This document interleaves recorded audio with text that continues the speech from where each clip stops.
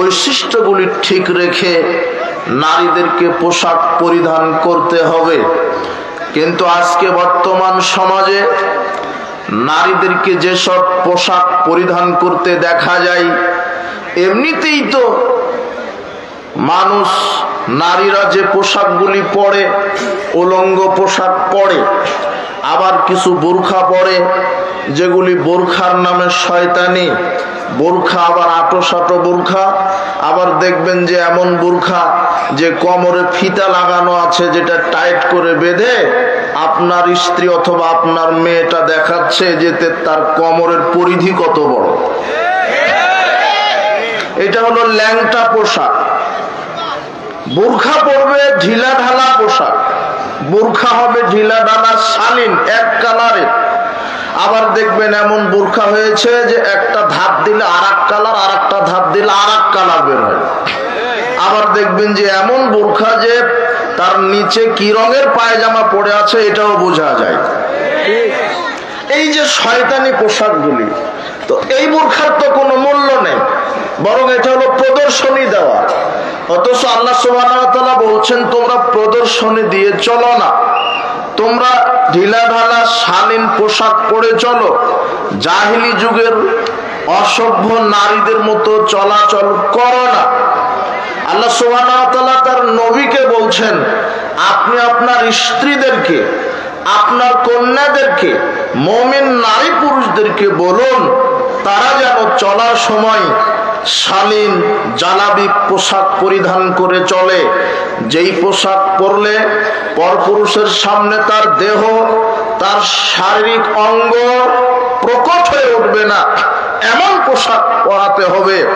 তাই যারা জিম্মেদারি নিয়েছেন স্ত্রীর উপরে স্বামী হিসেবে, যারা জিম্মেদারি নিয়েছেন বোন হিসেবে ভাই, ভাইয়ের উপরে যারা জিম্মেদারি নিয়েছেন মেয়ে হিসেবে, বাপ হিসেবে মেয়ের উপরে, যারা জিম্মেদারি নিয়েছেন বোনের উপরে ভাই হিসেবে, যারা বোনের জিম্মেদারি নিয়েছেন, যারা স্ত্রী জিম্মেদারি নিয়েছেন, যারা কন্যার জিম্মেদারি নিয়েছেন, তাদের এটা জিম্মেদারি হবে যে তারা তার বোন বা তার স্ত্রী অথবা তার কন্যাকে শালীন ঢিলাঢালা পোশাক পরাতে বাধ্য করবে।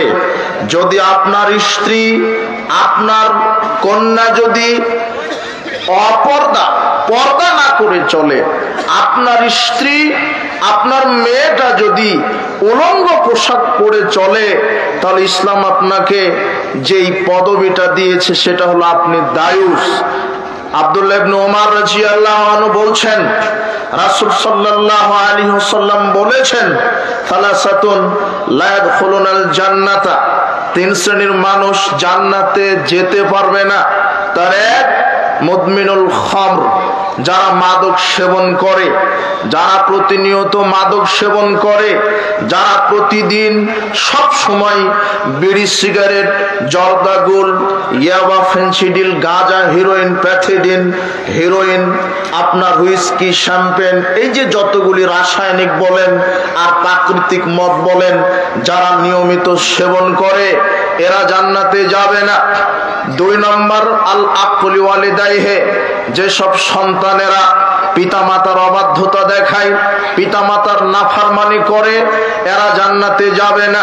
তিন নম্বর আল্লাহর নবী বললেন আদ-দায়ুস আল্লাযী কুরফা লিল খাবাসা, ওই ব্যক্তি হলো দায়ুস যে তার স্ত্রী, যার কন্যাদেরকে উলঙ্গ হয়ে ঘোরার সুযোগ দেয়, যে তার স্ত্রী, যার কন্যাদেরকে উলঙ্গ হয়ে ঘোরার সুযোগ দেয়, এ হলো দায়ুস। দায়ুস জান্নাতে যেতে পারবে না। আপনি কি করবেন ইবাদত করে? আপনি সালাত আদায় করছেন, সিয়াম পালন করেন রমাদানে, হজ মৌসুমে হজ করে আসেন, কিন্তু আপনার স্ত্রীকে যদি বেপরদায় চলার সুযোগ করে দেন, আপনার মেয়েটাকে যদি বেপরদায় ল্যাংটা পোশাকে ঘোরার সুযোগ করে দেন, তাহলে আপনার হজ যাকাত তাহাজ্জুদ দিয়ে জান্নাত হবে না। যারা এখানে উপস্থিত বৈঠকের মুসলিম নারী পুরুষ আছেন, আব্দুল্লাহ ইবনে মাসউদ রাদিয়াল্লাহু আনহু বলছেন রাসূল সাল্লাল্লাহু আলাইহি ওয়াসাল্লাম বলেছেন ইয়া মাশারাশ শাবাব মান ইসতাতা মিনকুমুল বাত, হে যুব সমাজ, তোমাদের যদি ক্ষমতা থাকে তাহলে তোমরা বিবাহ করো।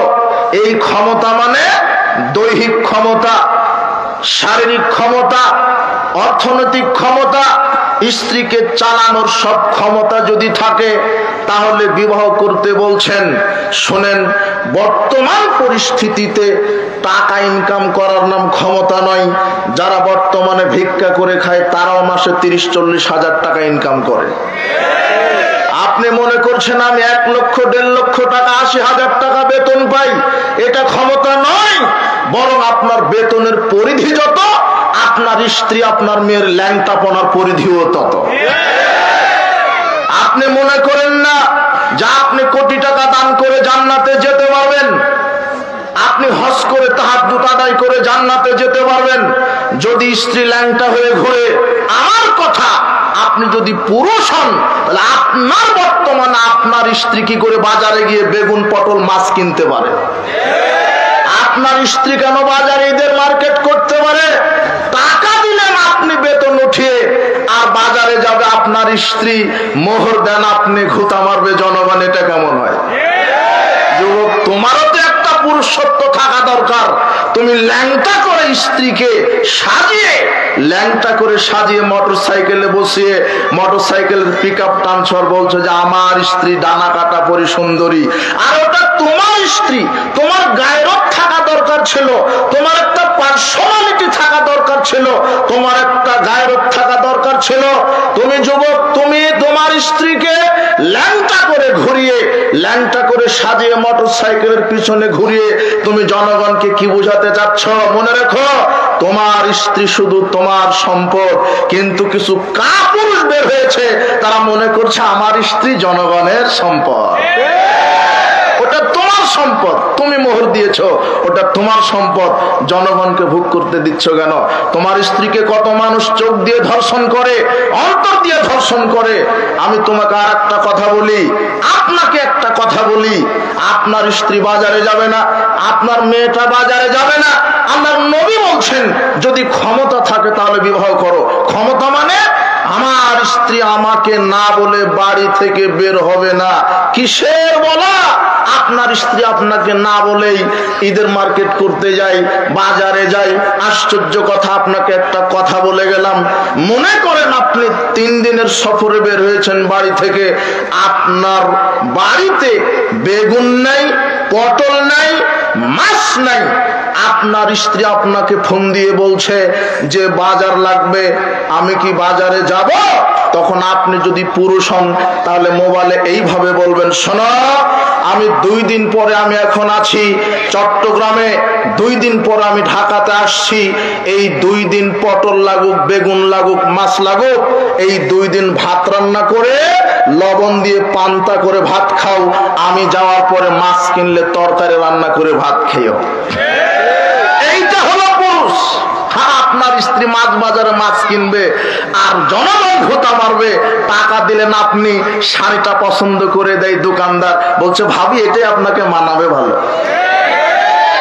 আপনি কাপুরুষ, আপনার ভিতরে পুরুষত্ব নেই। আপনার স্ত্রীকে দেখে জনগণ মজা নেবে, আপনি কাপুরুষ। বলছিলাম আল্লাহর নবী বলছেন, আবু হুরায়রা রাদিয়াল্লাহু আনহু বলছেন, রাসূল সাল্লাল্লাহু আলাইহি ওয়াসাল্লাম বলেছেন, লা তুসাফিরু মারআতুন মাসিরাতা ইয়াউমিন ওয়া লাইলাতিন ইল্লা ওয়া মাহাজু মাহরাম। আল্লাহর নবী বলছেন, কোন একজন মহিলা একদিন 1 রাত্রের জন্য মাহরাম ছাড়া সফরে বের হতে পারে না। কোন একজন মহিলা একদিন 1 রাত্রের জন্য মাহরাম ছাড়া সফরে যেতে পারে না। শোনেন, একজন মহিলার হজ ফরজ হবে না যদি পৃথিবীতে তার কোনো মাহরাম না থাকে। হাজারো লক্ষ কোটি টাকার মালিক একজন মহিলা, কিন্তু তার দুনিয়াতে কোনো মাহরাম নাই, তাহলে তার উপরে হজ কি না? ফরজ না। ও মক্কাতে গিয়ে হজে যেতে পারবে না যদি তার মাহরাম না থাকে। মাহরাম মানে তার ছেলে হোক, তার বাবা হোক, তার শ্বশুর হোক, তার স্বামী হোক, যেই হোক, তার মাহরাম। মাহরাম যদি না থাকে ও হজ করতে যেতে পারে না। যেখানে একজন নারী মাহরাম ছাড়া হজে যেতে পারে না, সেখানে আপনার মেয়েটা মালাকুল মউতের সাথে জাফলং গেছে শিক্ষা সফরে। কার সাথে গেছে? মালাকুল মউত। বেহিসাব হলো জাফলংয়ে যায় শিক্ষা সফরে, ও পয়লা বৈশাখ পালন করে, ও 31st নষ্টি দিবস পালন করে, আবার আরেকটা আছে বিশ্ব লুচ্চা দিবস, ওটাও পালন করে। আপনি আমার বাপ, আপনি কাপুরুষ, আপনাকে বাপ হতে বলেছে কে? বিবাহ করতে বলেছে কে? আগে পুরুষ হওয়ার পর বিবাহ। বিবাহ করলে বউ আসবে, বউয়ের পেট থেকে বাচ্চা বের হবে, বাচ্চাকে চালানোর ক্ষমতা রাখে যে বিবাহ করবে সে। স্ত্রীকে চালানোর ক্ষমতা রাখে যে বিবাহ করবে সে। এই কথা মুহাম্মদ সাল্লাল্লাহু আলাইহি ওয়াসাল্লাম বলছেন। আপনার মেয়েটা জাফলং এ গেছে শিক্ষা সফরে। শুনেন, শিক্ষা সফরে যাওয়া নিষেধ নয়, মাহরামকে নিয়ে যেতে হবে। কথা বুঝেননি মনে হয়? যেখানে হজে যেতে পারে না সে জায়গাতে বলছে আব্বু কোনো টেনশন করবেন না, আমার সাথে বয়ফ্রেন্ড আছে। তখন ওই মেয়ের বাপ আমার কাছে ফোন দিয়ে বলছেন, মৌলানা সাহেব একটা ফতোয়া। কি ফতোয়া? আমার মেয়েটাকে তো 1 সপ্তাহ হয়নি বিবাহ দিয়েছি, কিন্তু এখন তো পেটে 4 মাসের বাচ্চা। বিবাহের বয়স কত? 1 সপ্তাহ। বাচ্চার বয়স পেটে কত? কথা বুঝেননি মনে? ওই যে 31st নাইট, ওই যে পহেলা বৈশাখ, ওই যে বিশ্ব বেহায়া দিবস, আর ওই যে শিক্ষা সফরে ও বাচ্চা পেটে চলে এসেছে। এটা হলো পরিস্থিতি, এটা হলো জাহেলিয়া। বলছিলাম আল্লাহর নবী বলছেন যে কোন মহিলা মাহরাম ছাড়া সফরে বের হতে পারে না। ও শিক্ষা সফরে যাবে, ও সারা পৃথিবী ঘুরবে, সাথে তার বাপ অথবা ভাই, তার ছেলে থাকবে, মাহরাম পুরুষ থাকবে। না হলে আপনার মেয়েটা একদিন 1 রাত্রির জন্য সফরে যেতে পারে না। বোরখা পরে হোক আর উলঙ্গ হয়ে হোক, যদি যেতে চায় তাহলে মাহরাম থাকতে হবে। আব্দুল্লাহ ইবনে মাসউদ রাদিয়াল্লাহু আনহু বলছেন, রাসূল সাল্লাল্লাহু আলাইহি ওয়াসাল্লাম বলেছেন, আল মারাতু আওরাতুন, নারী হলো গোপন বস্তু। ফাইদা খারাজাত ইস্তাশরাফা শাইতান, যখন নারী বাড়ি থেকে বের হয় শয়তান তাকে নগ্নতার প্রতি খেপিয়ে তোলে।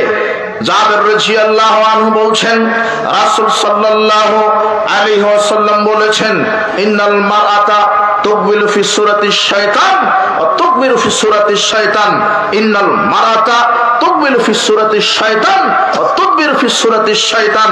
আল্লাহর নবী বলছেন, উলঙ্গ নারী যখন রাস্তা দিয়ে যায় তখন ওটা শয়তান যায়, আবার যখন আসে তখন শয়তান হাঁটে।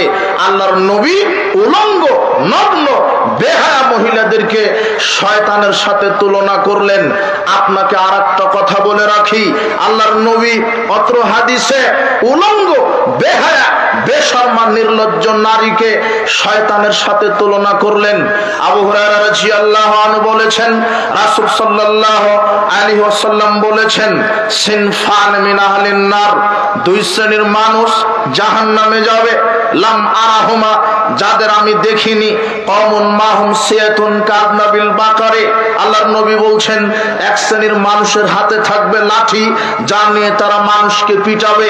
1 শ্রেণীর মানুষের হাতে থাকবে লাঠি, যারা মানুষকে লাঠি দিয়ে পিটায়। আপনি আশ্চর্য হবেন, মানবতা কোথায় চলে গেছে, মূল্যবোধ কোথায় চলে গেছে। সবার ভিতরে পশু প্রাণী হিংস্রতা বিরাজ করছে। আমরা আগে মনে করতাম যে টুপি দাড়িওয়ালা, আমরা আগে মনে করতাম যে যারা সালাত সিয়াম আদায় করে না এরা তো ধর্মই বুঝে না, এদের হাতে অস্ত্র থাকবে, এদের হাতে লাঠি থাকবে, এরা মানুষকে পিটাবে। এটা হয়তো বা ঠিক আছে মিলে, কিন্তু দাড়ি টুপিওয়ালা যখন, টঙ্গীর হুজুররা যখন লাঠি নিয়ে পিটাপিটি করে, তখন তো ইসলাম কলঙ্কিত হয়েই যায়। আশ্চর্য কথা, লাঠি থাকবে কেন দাড়ি টুপিওয়ালার হাতে?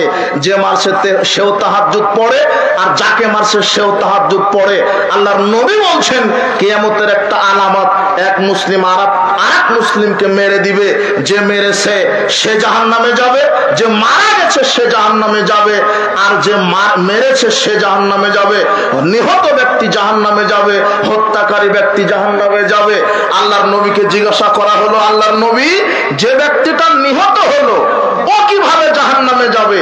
যে নিহত করেছে, হত্যাকারী জাহান্নামে যাবে, নিহত ব্যক্তি কেন জাহান্নামে যাবে? তখন আল্লাহর নবী বলছেন, ঘটনা এরকম হবে যে দুজনেই মাঠে নেমেছিল পরস্পরকে হত্যা করার জন্য, কিন্তু যার কৌশল শক্তি বেশি ছিল সে আগে মেরে দিয়েছে, কিন্তু নিয়ত দুইজনের একই ছিল। নিয়ত একই থাকার কারণে আল্লাহ দুজনকে জাহান্নামে ঢুকিয়ে দিবেন। আর দুজনেই মুসলিম। লাইসা বিকাতিল মুশরিকিন ওয়ালাকিন ইয়াকতুলু বা'দুকুম বা'দান।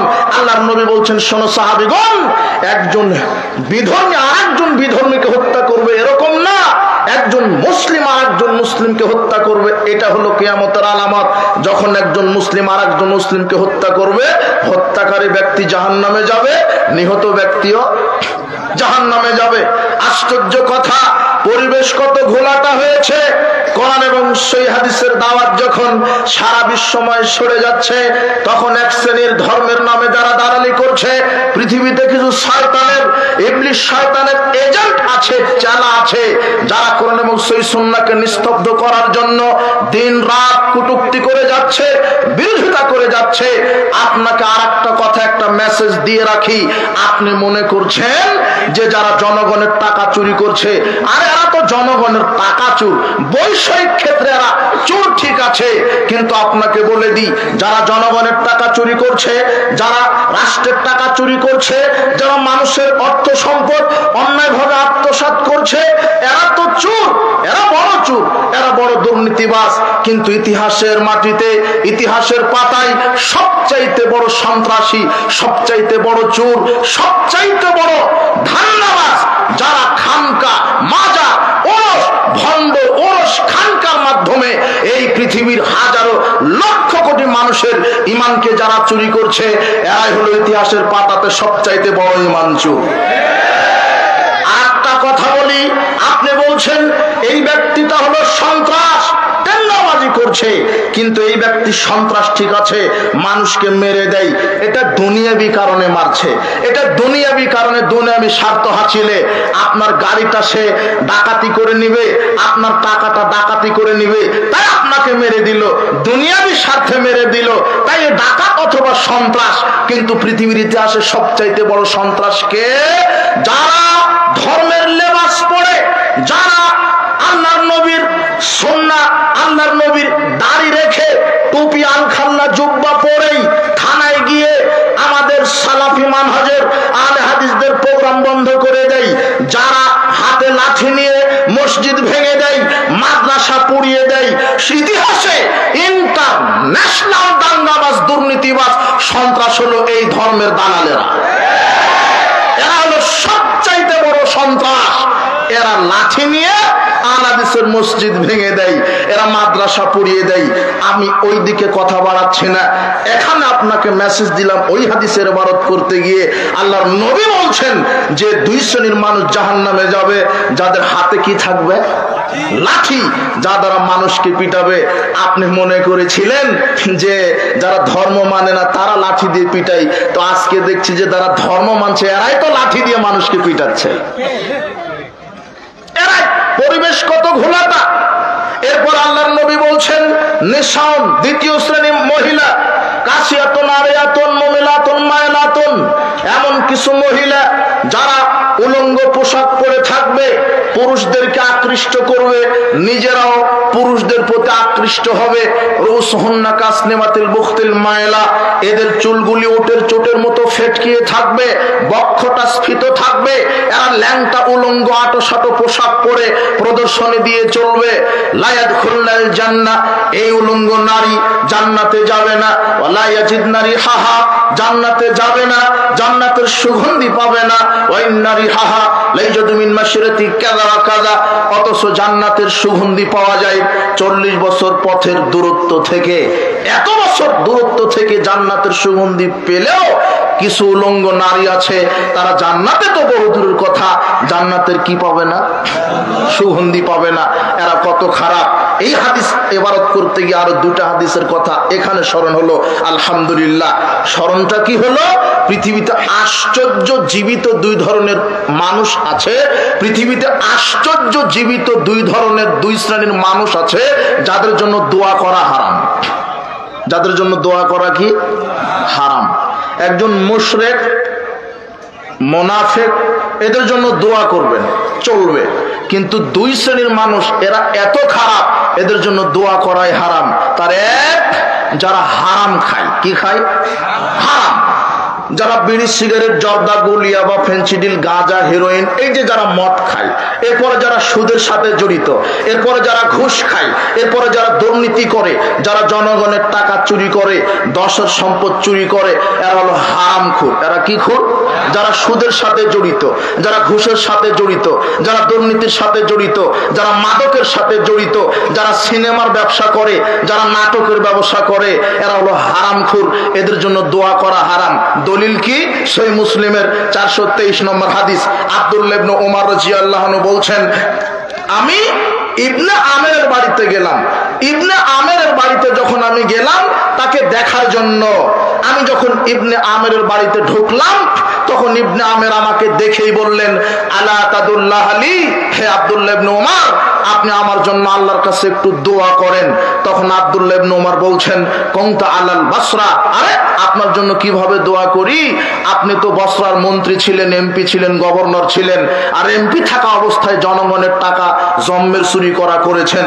ধান, গম, ভুট্টা, রড, সিমেন্ট, স্কুল, কলেজ যা আছে কিছুই বাদ রাখেননি।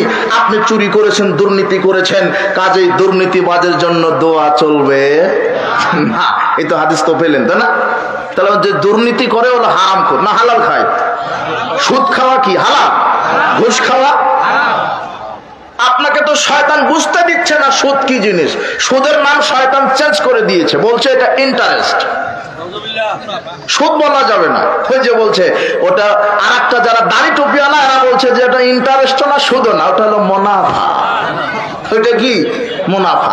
এই তো আপনি ঘোলাটার মধ্যে পড়ে গেছেন, মনে করছেন তাহলে মুনাফা ঠিক, কিন্তু মুনাফা যা, সুদ যা, ইন্টারেস্ট একই।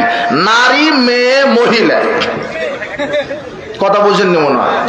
নারী, মেয়ে, মহিলা, ইন্টারেস্ট, সুদ, মুনাফা, কোনো পার্থক্য নেই। আর ঘুষের নামও চেঞ্জ করে দিয়েছে, ঘুষের নাম দিয়েছে শয়তান হাদিয়া। আর দাড়ি টুপিওয়ালারা বলছেন সালামি, অথচ ঘুষ।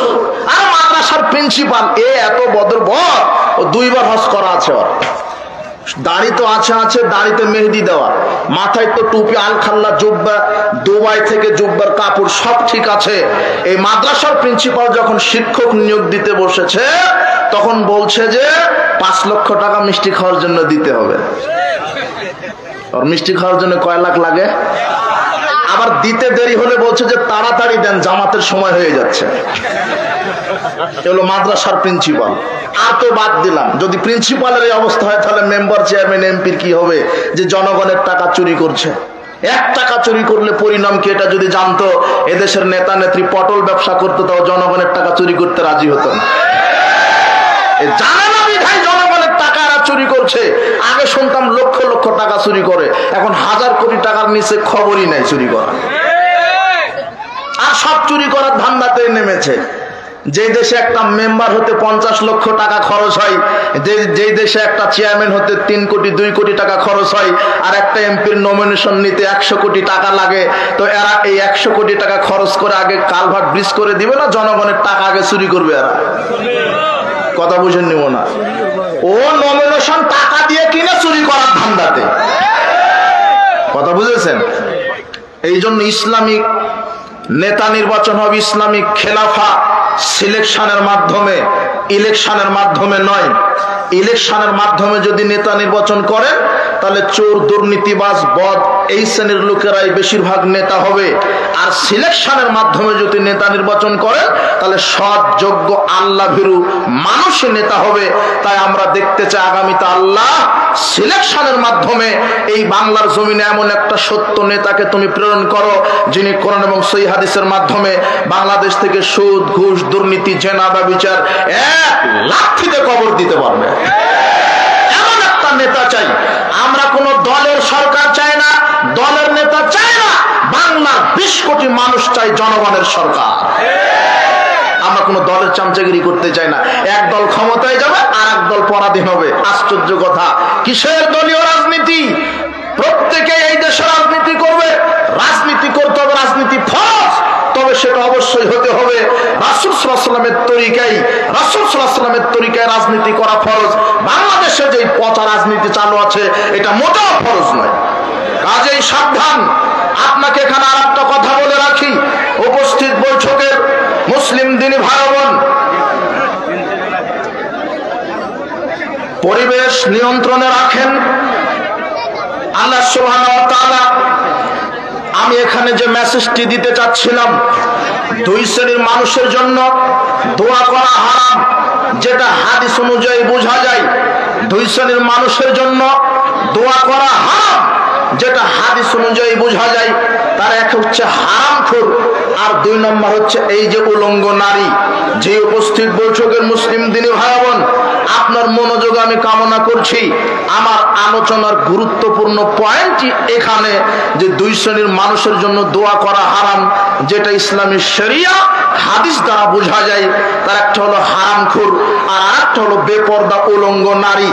উলঙ্গ নারীকে দেখলে আল্লাহর নবী বলছেন, মুসনাদ আহমদের ৭০৮৩ নম্বর হাদিস। আচ্ছা আচ্ছা, উনি আসছে, ওনাকে বসতে দেন, আপনি বিশৃঙ্খলা করেন না। উনি সম্মানী মানুষ, ওনাকে সম্মানের সাথে, বিনয়ের সাথে, নম্রতার সাথে, শিষ্টাচারের সাথে একদম সাইলেন্ট পরিবেশে তাকে বসার সুযোগ করে দেন। ওনার সময় উনি কথা বলবেন, আমরা বিশৃঙ্খলা দেখতে চাচ্ছি না। আপনি এই দিকে লক্ষ্য করেন। বলছিলাম, উপস্থিত বৈঠকের মুসলিম দিনী ভাই বোন, হাদিস থেকে বোঝা যায় দুই শ্রেণীর মানুষের জন্য দোয়া করা হারাম। হাদিস থেকে বোঝা যায় দুই শ্রেণীর মানুষের জন্য দোয়া করা হারাম। তার একটা আমি বলেছি, বলেন তো মনে আছে কিনা? হারামখোর, দুই শ্রেণীর মানুষের জন্য দোয়া করা হারাম, যেটা হাদিস থেকে বোঝা যায়। তার এক হচ্ছে হারামখোর, যারা জনগণের টাকা চুরি করে, যারা সুদ খায়, যারা ঘুষ খায়, যারা দুর্নীতির সাথে জড়িত আছে, যারা মাদক সেবন করে, বিড়ি সিগারেট, জর্দা, গুলিয়া বা ফেন্সিডিল, এদের জন্য দোয়া করা হারাম। তবে একটা দোয়া করবেন, আল্লাহ এই হারামখোরকে তুমি হেদায়েত দান করো। হেদায়েতের দোয়া করবেন, এছাড়া অন্য কোনো দোয়া করা যাবে না। এরপরে দ্বিতীয় শ্রেণী হচ্ছে উলঙ্গ বেহায়া নারী।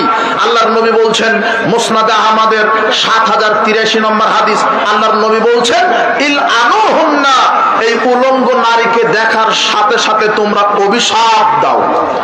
কি দাও? অভিশাপ। আল্লাহর নবী বলছেন, উলঙ্গ নারীকে তোমরা অভিশাপ দাও। এই উলঙ্গ নারীকে দেখলে অভিশাপ দাও। ফাইন্নাহুন্না মালউনাত, কেননা এরা হলো অভিশপ্ত। এদেরকে আল্লাহ অভিশাপ দিয়েছেন, এদেরকে আল্লাহ অভিশাপ দিয়েছেন। ওমর ইবনুল খাত্তাব রাদিয়াল্লাহু আনহু বলেন, রাসূল সাল্লাল্লাহু আলাইহি ওয়াসাল্লাম বলেছেন, সালাসাতুন লা ইয়ানজুরুল্লাহু ইলাইহিম ইয়াউমাল কিয়ামা, তিন শ্রেণীর মানুষের উপরে আল্লাহ সুবহানাহু ওয়া তাআলা বিচারের মাঠে দয়ার দৃষ্টিতে তাকাবেন না। তিন শ্রেণীর মানুষের উপরে, তিন শ্রেণীর মানুষের দিকে দয়ার দৃষ্টিতে আল্লাহ বিচারের মাঠে তাকাবেন না। তার এক, আক্কু লিওয়ালিদাইহি, পিতা মাতার অবাধ্য সন্তান, তার দিকে দয়ার দৃষ্টিতে তাকাবেন না। দুই, আল মারআতুল মুতারাজ্জিলাত, যে নারী পুরুষের শার্ট গেঞ্জি প্যান্ট, পুরুষের পোশাক পরে চলে, উলঙ্গ নগ্ন হয়ে ঘুরে, এই নারীর দিকে আল্লাহ রহমতের দৃষ্টিতে তাকাবেন না। তিন, আদ-দায়ুস, দায়ুসের দিকে আল্লাহ রহমতের দৃষ্টিতে তাকাবেন না। রহমতের দৃষ্টিতে দায়ুস যিনি, যার স্ত্রী, যার মেয়ে ল্যাংটা হয়ে উলঙ্গ হয়ে ঘুরে, এর দিকে আল্লাহ বিচারের মাঠে দয়ার দৃষ্টিতে তাকাবেন না। এক, যারা ল্যাংটা হয়ে ঘুরে, তাদের দিকে আল্লাহ দয়ার দৃষ্টিতে তাকাবেন না। দুই, যারা পিতা মাতার অবাধ্য সন্তান, এদের দিকে বিচার মাঠে আল্লাহ দয়া দৃষ্টিতে তাকাবেন না। তিন, যার স্ত্রী, যার মেয়ে ল্যাংটা হয়ে ঘোরার সুযোগ দেয়, এই মানুষের উপরে আল্লাহ বিচার মাঠে দয়ার দৃষ্টিতে তাকাবেন না।